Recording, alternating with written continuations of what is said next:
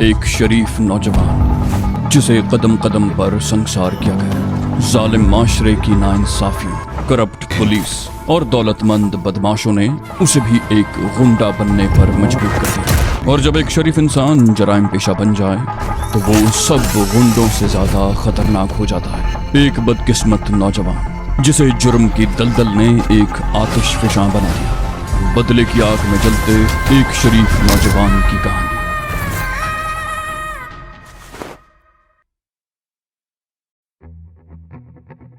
शाम 7:30 बजे शौरिक ने इंस्पेक्टर उस्मान को फोन किया।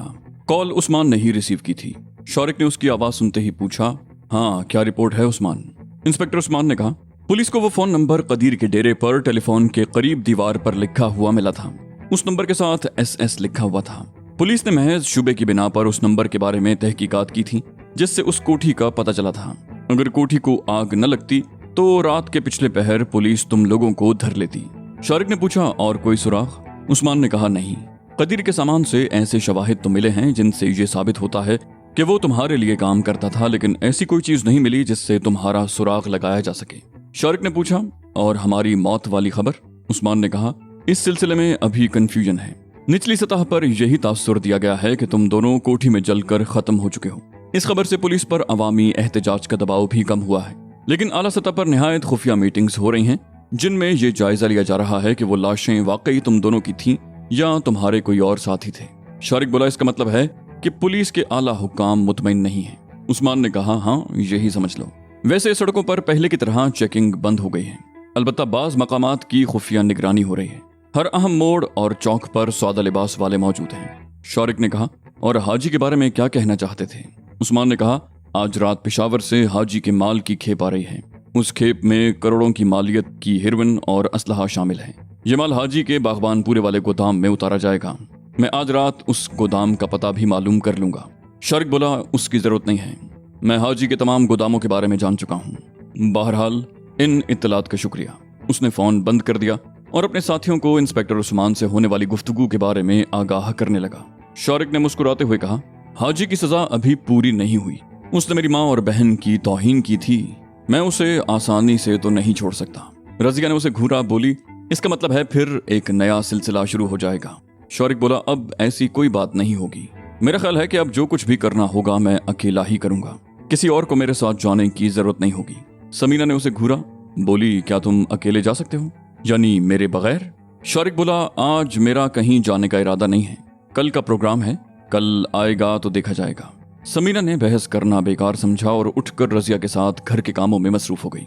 रात का खाना खाने के बाद वो फिर लाउंज में बैठे ताश खेलते रहे। दूसरे दिन सुबह 10 बजे के करीब शौरिक कोठी से निकला तो उसके जिस्म पर मैला सा लिबास था। सर पर पगड़ी की तरह कपड़ा लिपटा हुआ था और शेव भी 2 दिन का बड़ा हुआ था। उसका रुख बस स्टॉप की तरफ था। बस स्टॉप पर सड़क के किनारे जामन का एक बहुत बड़ा दरख्त था। कुछ लोग बस के इंतजार में दरख्त के नीचे खड़े थे। उनमें 2 औरतें थीं जिनके साथ बच्चे भी थे। 3-4 आदमी थे। शौरिक ने सरसरी सी नजरों से उनकी तरफ देखा और उनसे कुछ फासले पर खड़ा हो गया और बार बार उस तरफ देखने लगा जिस तरफ से बस आने वाली थी। तकरीबन 5 मिनट के बाद रेलवे स्टेशन की तरफ जाने वाली बस आती हुई दिखाई थी। लोग सड़क के किनारे पर आ गए। उनमें से एक आदमी छोटे छोटे कदम उठाता हुआ शौरिक के करीब आ गया। लोग बस पर सवार होने लगे। शौरिक भी आगे बढ़ा, लेकिन अचानक ही एक हल्की सी गुर्राहट उसकी समात से टकराई। तुम बस पर सवार नहीं हो गए, अपनी जगह पर खड़े रहो शौरिक। शौरिक उछल पड़ा। उसने अपने करीब खड़े हुए शख्स की तरफ देखा। वो शख्स उसके बिल्कुल साथ खड़ा हुआ था। उसी लम्हे शौरिक को अपने पहलू में कोई चुपती हुई चीज महसूस हुई। वो शख्स एक बार फिर गुर्राया, मेरे हाथ में पिस्तौल है, अगर तुमने कोई चालाकी दिखाने की कोशिश की तो गोली चला दूंगा। शौरिक के मुंह से बेख्तियार गहरा सांस निकला। वो बस की तरफ देखने लगा। स्टॉप पर खड़े हुए लोग बस में बैठ चुके थे और बस वहां से दूर होती जा रही थी। शौरिक ने गर्दन घुमाकर उस शख्स की तरफ देखा। बोला, कौन हो और क्या चाहते हो? वो दराज कामत और कदरे भारी भरकम आदमी था। उसका शेव भी बड़ा हुआ था, लेकिन दाईं तरफ रुखसार पर जख्म का तकरीबन 1 इंच लंबा निशान था। उसने सुरमई रंग की पतलून और सफेद बुशर्ट पहन रखी थी। उसके कपड़े खासे मैले थे और गालिबन कई रोज से उसके जिस्म से जुदा नहीं हुए थे। उसने दायां हाथ शौरिक के पहलू से लगा रखा था। शौरिक पिस्तौल की नाल की हल्की सी चुभन महसूस कर रहा था। पिस्तौल छुपाने के लिए उस शख्स ने हाथ पर नीले चक वाला रुमाल डाल रखा था। थोड़ी देर पहले जब शौरिक ने सरसरी से अंदाज में उसकी तरफ देखा तो ये रुमाल उसके कंधे पर पड़ा हुआ था। वो शख्स उसके चेहरे पर नजरें जमाते हुए बोला, शारिक बाबू, तुम्हारे चाहने वालों की इस शहर में कमी तो नहीं है ना? ये अलग बात है कि चाहने का अंदाज हर शख्स का अपना अपना है। शारिक ने पुरसुकून लहजे में कहा, तुम्हें शायद कोई गलतफहमी हुई है। मेरा नाम शारिक नहीं अब्दुल रऊफ है। मैं 2-3 दिन पहले यहाँ खारियां से आया हूँ। मेरे 3-4 रिश्तेदारों के अलावा यहाँ मुझे और कोई नहीं जानता। मैं तो मजदूरी की तलाश में यहाँ आया था, दोस्तियां पालने नहीं। और तुम अपना ये हाथ पीछे हटा लो। मैं जानता हूँ तुम्हारे इस हाथ में पिस्तौल है जो तुमने कपड़े में छुपा रखा है। मुझे ये भी मालूम है कि तुम इस तरह मुझे लूटना चाहते हो, लेकिन मेरे पास 40-50 रुपए से ज्यादा रकम नहीं है। उस शख्स ने कहा, सिर्फ 40-50 रुपए की नहीं, मैं तो 50 लाख की सोच रहा हूँ। और अगर तुम्हारी वो चीज मिल जाए, क्या नाम है उसका, हाँ समीना, तो ये रकम दुगनी हो सकती है। वो चंद लम्हों के लिए खामोश हुआ, फिर बोला, वैसे बड़ा हौसला है भाई तुम में शारिक बाबू। पूरे शहर की पुलिस तुम्हें तलाश कर रही है।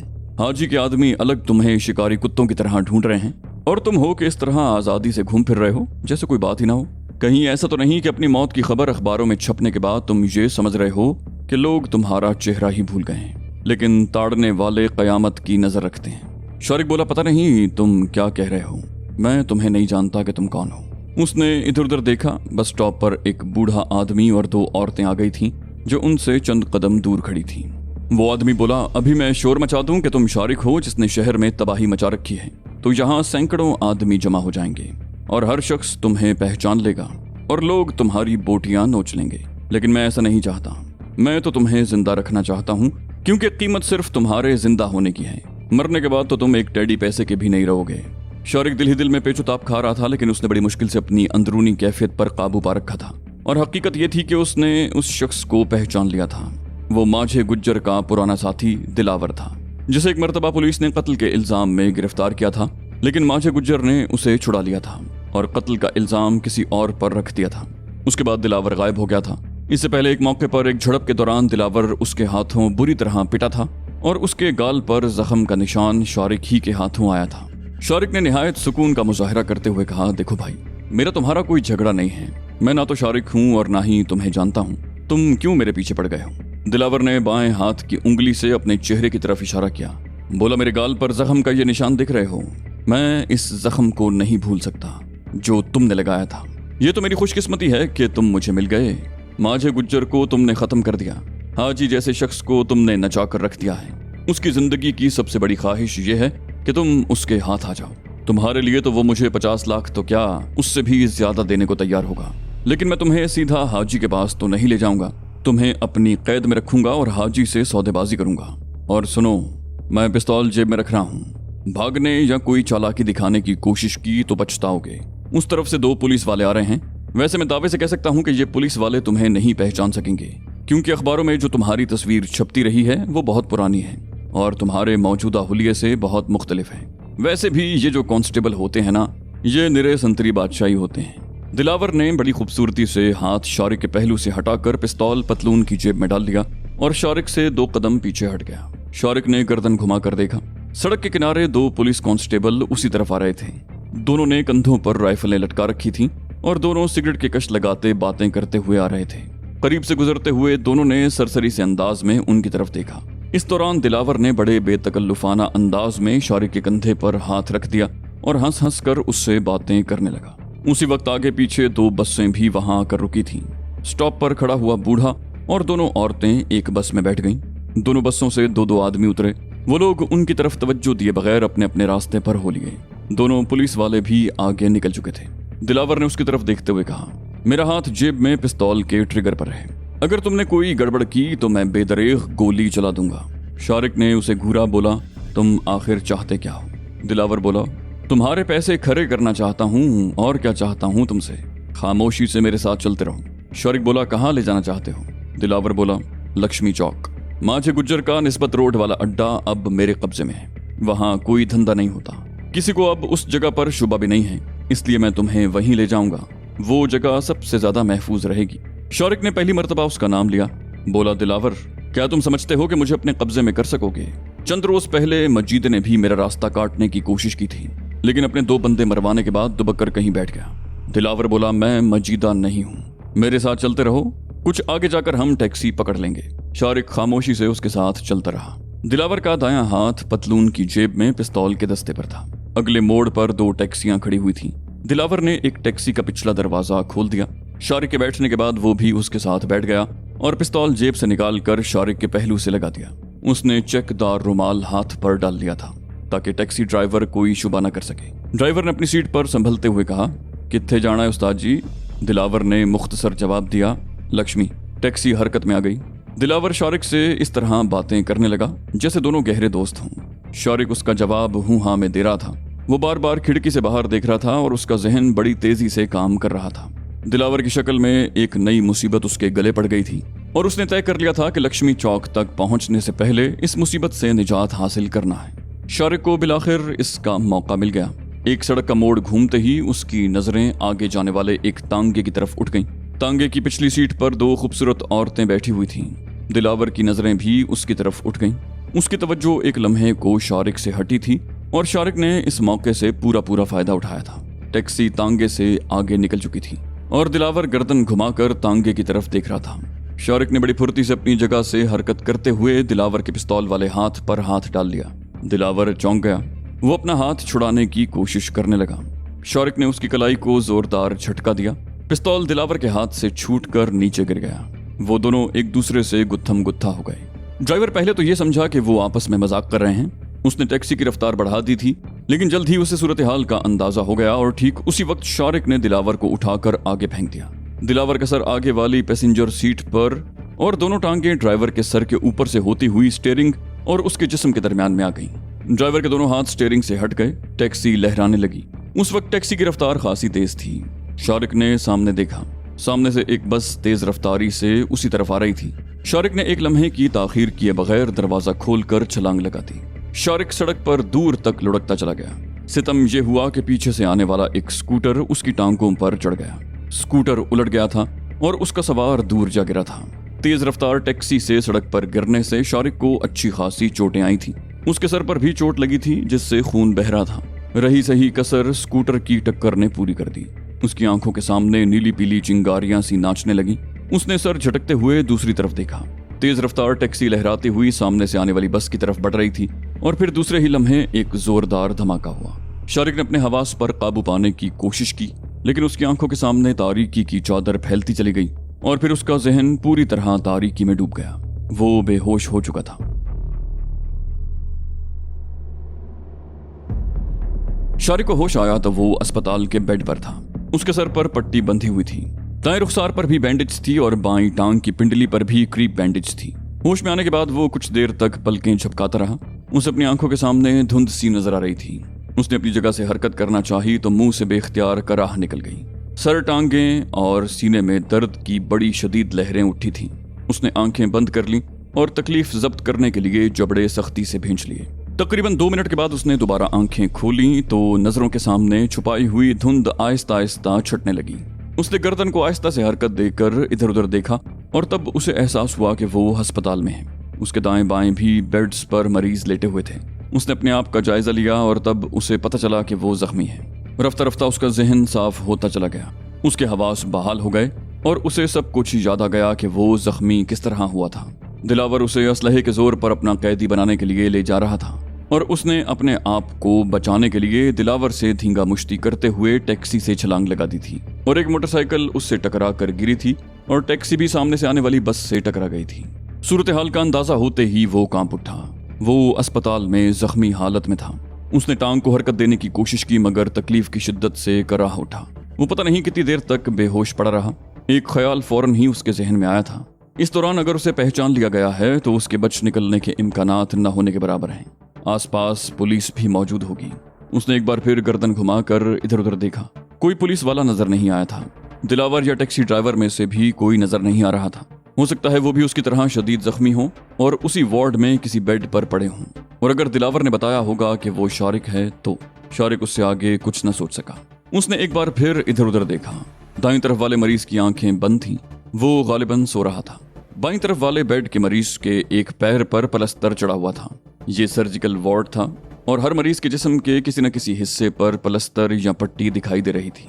शारिक के ख्याल में उसके लिए यहाँ पड़े रहना खतरनाक साबित हो सकता था।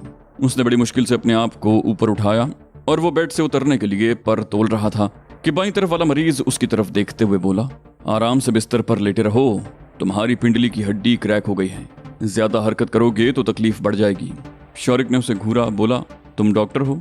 उस शख्स ने कहा नहीं, मैं डॉक्टर तो नहीं हूँ, लेकिन डॉक्टर की बात सुनी थी जब तुम्हें यहाँ लाया गया था। वैसे सुना है कि एक्सीडेंट बड़ा खौफनाक था, तुम खुशकिस्मत हो कि जिंदा बच गए, तुम्हारे दूसरे दोनों साथी तो मौके पर ही खत्म हो गए। शौरिक ने हैरत से कहा मेरे साथी? वो शख्स बोला हाँ, तुम जिस टैक्सी में थे वो एक तेज रफ्तार बस से टकरा कर कुचल गई थी। उसमें मौजूद ड्राइवर और एक और आदमी की लाशें बड़ी मुश्किल से टैक्सी के अंदर से निकाली गई थी। तुम्हारी खुशकिस्मती थी कि दरवाजा खुल जाने से तुम टैक्सी से बाहर गिर गए, इसलिए बच गए। शौरिक ने अपनी हैरत बरकरार रखी, बोला टैक्सी? मैं तो किसी टैक्सी में नहीं था, मैं तो। वो नर्स को अपनी तरफ आते देख कर खामोश हो गया। वैसे इस इत्तला पर उसने बड़े सुख का सांस लिया था कि उस हादसे में दिलावर हलाक हो गया था। अलबत्ता उसे टैक्सी ड्राइवर की मौत का बहुत अफसोस हुआ। नर्स उसके बेड के करीब आकर डांटने वाले लहजे में बोली, अरे तुम बैठे हुए क्यों हो, लेट जाओ आराम से। शौरिक बोला मैं आराम से ही तो नहीं लेट सकता नर्स। इस मर्तबा नर्स के लहजे में हमदर्दी थी। शौरिक ने जवाब दिया, हम जैसे लोग तो जिंदगी भर तकलीफ ही में रहते हैं, हम गरीबों की जिंदगी में आराम कहाँ। उसके जहन ने अपने बारे में फौरन ही एक कहानी घड़ ली, लेकिन इससे पहले कि वो मजीद कुछ कहता नर्स बोली, आराम से लेटे रहो, पुलिस वाले आ रहे हैं। शौरिक हकला गया, बोला पुलिस? मैंने क्या किया है नर्स? नर्स बोली, पुलिस तुम्हारा बयान लेना चाहती है, इस हादसे में 2 आदमी हलाक हुए हैं, तुम खुशकिस्मत हो कि बच गए। शौरिक कुछ कहना ही चाहता था कि एक नौजवान डॉक्टर के साथ 2 पुलिस वाले अंदर दाखिल हुए। उनमें एक कांस्टेबल था और दूसरा हेड कांस्टेबल। वो उसके बेड के करीब आकर खड़े हो गए। हेड कांस्टेबल के हाथ में एक गत्ता था जिस पर क्लिप में कुछ कागज लगे हुए थे। पहले डॉक्टर शौरिक से उसके बारे में पूछता रहा, फिर हेड कांस्टेबल की तरफ देखते हुए बोला, ठीक है आप बयान ले सकते हैं। हेड कांस्टेबल पेंसिल संभालते हुए बोला, हाँ तो सज्जनों, पहले तो ये बताओ कि तुम हो कौन, कहाँ रहते हो और ये हादसा कैसे हुआ है। शौरिक बोला, मेरा नाम अब्दुल गफूर है जी, मैं लाला मूसा के एक गांव का रहने वाला हूँ, मजदूरी करने के लिए लाहौर आया था, जहाँ अपने एक दूर के रिश्तेदार के साथ रहता हूँ जी, वो तांगा चलाता है जी, बागबानपुरे में उसका तवेला है। हेड कांस्टेबल ने पूछा, ये हादसा कैसे हुआ, तुम टैक्सी से कैसे गिरे? शौरिक बोला, कौन सी टैक्सी जी, मैं तो किसी टैक्सी में नहीं था। उसके एक रुखसार पर क्रॉस की सूरत में बैंडेज लगी हुई थी और वो बाकी चेहरा छुपाने के लिए हाथ बार बार चेहरे पर रख रहा था। हेड कांस्टेबल ने उसे घूरा, बोला, क्या तुम उस टैक्सी में नहीं थे जिसका एक्सीडेंट हुआ? शौरिक बोला, नहीं जी, हमारी ऐसी किस्मत कहाँ कि टैक्सी में बैठे हैं, मैं तो पैदल सड़क पार कर रहा था, टैक्सी को तेजी से आते देखकर मैं भागकर सामने से गुजरा, मैं टैक्सी के नीचे आने से तो बच गया, लेकिन एक मोटरसाइकिल वाले ने मुझे मार दिया। मेरी टांग का क्या होगा डॉक्टर जी? उसने आखिरी जुमला डॉक्टर की तरफ देखते हुए कहा। डॉक्टर बोला, तुम्हारी किस्मत अच्छी थी कि बच गए, पिंडली की हड्डी मामूली सी क्रैक हुई है, चंद रोज में ठीक हो जाओगे। शौरिक ने सादगी से पूछा, मैं लंगड़ा तो नहीं हो जाऊंगा जी? डॉक्टर बोला, नहीं नहीं, तुम बिल्कुल ठीक हो जाओगे। हेड कांस्टेबल ने एक बार फिर शौरिक को अपनी तरफ मुतवज्जे किया। वो उससे मुख्तलिफ किस्म के सवालात पूछता रहा, फिर बयान पर उसके दस्तखत करवाए और वहां से रुखसत हो गया। नर्स और डॉक्टर भी उनके साथ ही वार्ड से बाहर चले गए। शौरिक ने दिल ही दिल में खुदा का शुक्र अदा किया, पुलिस वालों ने उसे नहीं पहचाना था। पूरा दिन गुजर गया। शौरिक बेड पर पड़ा सोच रहा था कि समीना वगैरह को इस हादसे की इत्तला कैसे दे। उसे फरार का कोई रास्ता भी नजर नहीं आ रहा था। उसने 2 मरतबा बेड से उतरने की कोशिश की थी और दोनों मरतबा नर्स ने उसे डांट कर लिटा दिया था। शाम 7 बजे स्टाफ की ड्यूटी तब्दील हो गई। दिन वाली नर्स की जगह जो नर्स आई थी उसकी उम्र 27-28 साल के लगभग होगी। वो दराज कामत और कदरे हसीन थी। सुबह वाली नर्स उसे चार्ज देते हुए हर मरीज के पास जाकर उसके बारे में बता रही थी। उसने शौरिक के बेड के करीब रुक कर कहा, ये मरीज आज ही आया है, सर, बाजू और जिस्म के बाद दूसरे हिस्सों पर चोटों के अलावा पिंडली की हड्डी भी फ्रैक्चर है, इसका चार्ट तुम देख लेना। नई नर्स ने शौरिक की तरफ देखा तो उसके चेहरे पर उलझन के तासुरात उभर आए और शौरिक ने भी ये बात खास तौर से नोट कर ली। दोनों नर्सें आगे निकल गई थीं। कुछ देर बाद सुबह वाली नर्स छुट्टी करके चली गई तो रात की ड्यूटी वाली नर्स वार्ड के वस्त में अपनी मेज पर बैठकर कुछ लिखने लगी। उस मेज से शौरिक का बेड 4थे नंबर पर था। वो नर्स बार बार उसकी तरफ देख रही थी। 8 बजे के करीब वार्ड का दरवाजा खुला और 2 पुलिस वाले अंदर दाखिल हुए। उनमें एक हेड कांस्टेबल था और दूसरा कांस्टेबल। ये दोनों वही थे जो दिन में भी आए थे और शौरिक का बयान लेकर गए थे। उन्हें देखकर नर्स अपनी कुर्सी से उठकर तेज तेज कदम उठाती हुई उनके करीब पहुंच गई और उन्हें रास्ते में ही रोक लिया। नर्स ने हेड कांस्टेबल की तरफ देखते हुए कहा, आपको किसी से मिलना है तो कल आइए, इस वक्त किसी को वार्ड में दाखिल होने की इजाजत नहीं। हेड कांस्टेबल ने कहा, हम जाती तौर पर किसी से मिलने नहीं आते सिस्टर, ये सरकारी काम है और तुम हमें किसी सरकारी काम से रोक नहीं सकती। नर्स खामोश हो गई। वो दोनों पुलिस वाले शौरिक के बेड की तरफ चलने लगे। शारिक ने इस तरह आंखें बंद कर लीं जैसे सो रहा हो। दोनों कांस्टेबल बेड के करीब रुक गए। नर्स भी उनके साथ थी। हेड कांस्टेबल ने शारिक के कंधे पर हाथ रखकर उसे हौले से हिलाया। बोला, ओए अब्दुल गफूर, उठो, तुमसे बात करनी है। शारिक ने आंखें खोल दी। वो चंद लम्हे के लिए उनकी तरफ देखता रहा, फिर खुमार आलूद लहजे में बोला, क्या बात है हवलदार जी? हवलदार ने उसे घूरा। ओए, तुम तो कहते थे कि तुम टैक्सी में नहीं थे। शारिक बोला, जी मैं तो सड़क पार कर रहा था। हवलदार करख्त लहजे में बोला, सच बोलो, एक दुकानदार ने बताया है कि तुमने चलती टैक्सी से छलांग लगाई थी। शारिक बोला, नहीं जी। हवलदार की बात सुनकर उसके दिल की धड़कन तेज हो गई। हेड कांस्टेबल ने कहा, टैक्सी में ड्राइवर के साथ जो शख्स मरा है, जानते हो वो कौन था? शारिक बोला, मुझे क्या पता जी, मैं तो नहीं जानता किसी को। हेड कांस्टेबल बोला, वो दिलावर था, इश्तिहारी मुल्जिम, कई वारदातों में पुलिस को मतलूब था। मुझे तो तुम भी कोई इश्तिहारी मुल्जिम ही लगते हो। तुम्हारा चेहरा कुछ जाना पहचाना सा लगता है।